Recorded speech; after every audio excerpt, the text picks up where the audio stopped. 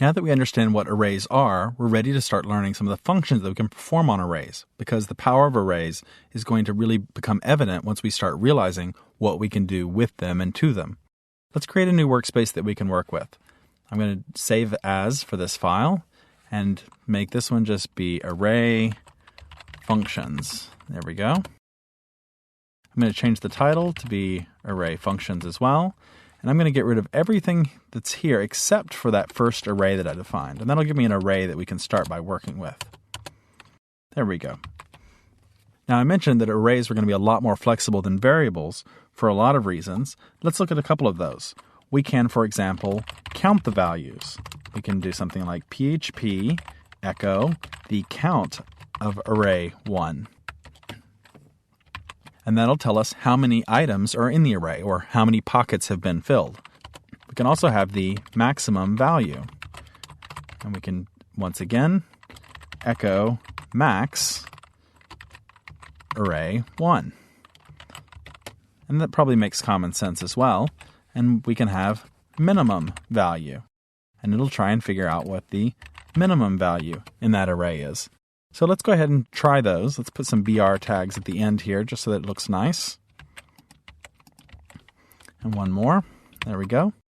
Save the file, switch back to Firefox, and load up our new page, array functions. There we are.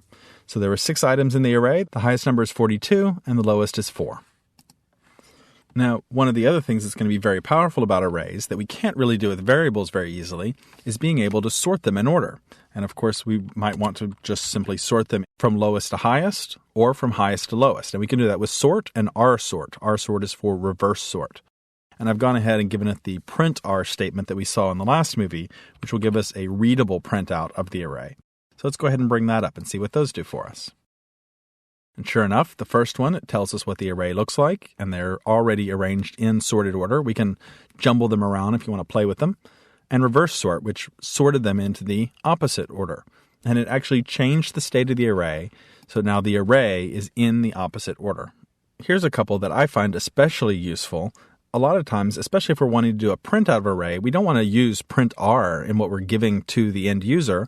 We're actually wanting to take a set of values and put them out in something that looks a lot nicer. We can implode it. And then we take an array, which is array 1, and we're going to use, I've told it to use the string space, asterisk, space to separate the values and smash it all together to make a string. And we end up with string 1, and we're going to echo that back. And there's a counterpart to implode, which is explode. And that does the reverse. It's going to take the string 1 that we just created, find every instance of space, asterisk, space, and use that as the point at which to break up the values. So let's try it and see what we get for each of those. Notice that I echo back the string here, but I'm using print R because this explode is going to result in an array, and I want to get something that's going to be nice and usable.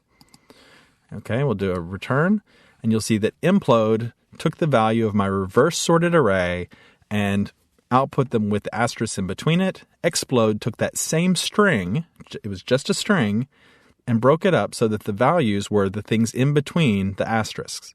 Now, it disregarded the asterisk in the process. That's just what it used to know what separates the values. A lot of times what you'll actually use this with are commas, and you might have a comma-separated list. And so you would have a comma-separated list of names. Maybe it's Kevin, Joe, Mary, Steve, and you want to break it up and make an array from that string. You could do that using the explode function. So I think both of those will end up being very useful for us.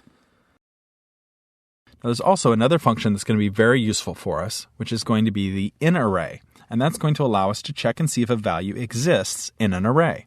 Now, in this case, we have numbers assigned, so I'm going to ask it if a number exists. But if it had been strings instead, we could ask it if a string existed in the array. And it's going to return to us true and false.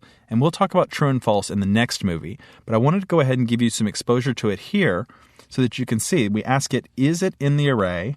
If we save it, and then we come back over here and we load it, it responds with nothing, which means that it's not in the array. But if we instead asked for the number 15, then it would be in the array, and it'll come back and it'll return 1. And we'll talk about Booleans and how those work in the very next movie. But this gives us a mechanism to actually search through an array and see if a value exists. So now that we understand how we can organize our data, put it into arrays, use arrays to hold lots of data for us, to manipulate it, to sort through it, it's going to become really useful to us when we start working with loops later on. Make sure you have a good foundation in arrays because they're really going to make your life a lot easier. And if you started programming with something like BASIC or something years ago, you may not be that familiar with arrays, but it's going to be an essential tool in your programming toolbox. And now we're ready to look at Booleans, or true and false statements, and the value of null. And we'll do that in the next movie.